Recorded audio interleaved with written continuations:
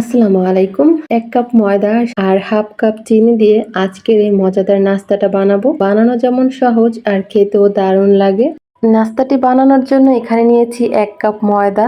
আটা দিয়েও বানানো যাবে, তবে ময়দা দিয়ে নাস্তাটা বেশি ভালো হবে। দিয়ে দিচ্ছি পরিমাণ মতো লবণ আর এখানে দিয়ে দিচ্ছি ২ টেবিল চামচ সয়াবিন তেল। এখন এই শুকনো উপকরণগুলো ভালো করে মেখে নিব। এই সময়টা খুব ভালো করে মেখে নিতে হবে। এই যে মুঠের মধ্যে এভাবে চাপ দিলে দলা হয়ে যাবে। এখানে নিয়েছি নরমাল পানি, অল্প অল্প পানি দিয়ে মেখে নিব। একসঙ্গে অনেক পানি দেওয়া যাবে না, তাহলে নরম হয়ে যেতে পারে। এই তো ডোটা মেখে নিয়েছি আর ডোটা কেমন নরম হয়েছে দেখেই বুঝতে পারছেন। অনেক বেশি শক্ত না, আবার অনেক বেশি নরম না।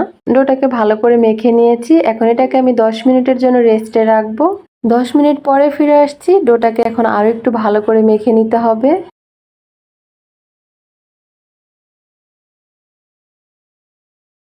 এই তো ভালো করে মথে নিয়েছি।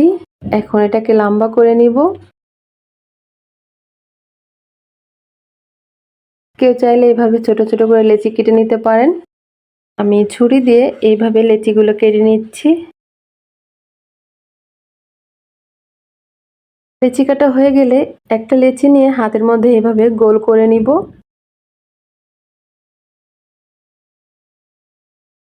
তারপরে এইভাবে লম্বা করে নিতে হবে নিমকির শেপ দিয়ে।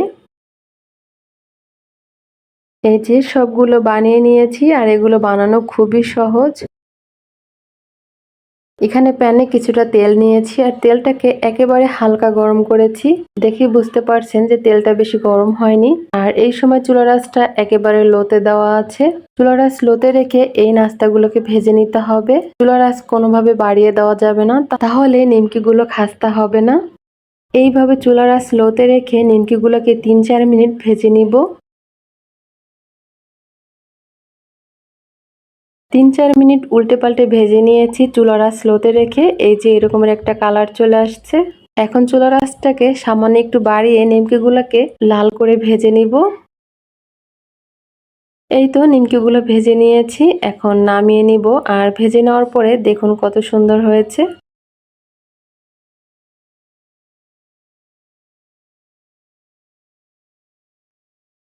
এখানে নিয়েছি কড়াই নিয়েছি হাফ কাপ চিনি আর হাফ কাপ পানি। যতটুকু চিনি ততটুকু পানি দিতে হবে। এখন এটাকে জাল করে বলক তুলে নিব। বলক চলে আসার পরে ভেজে রাখা নিমকিগুলো দিয়ে দিতে হবে। নিমকিগুলো দিয়ে ২-৩ মিনিট জাল করে নিব, যতক্ষণ না পানিটা শুকিয়ে আসে। আর এই সময় চুলার আঁচটা মিডিয়াম টু লোতে রেখে নিব। এই তো পানিটা একদম শুকিয়ে গিয়েছে আর নিমকিগুলো একদম রেডি। এখন নেড়ে চেড়ে এটাকে চুলার উপর থেকে নামিয়ে নিব। এই নিমকিগুলো গরম গরম খেতে যেমন ভালো লাগে, ঠান্ডা হলে খেতে বেশি ভালো লাগে।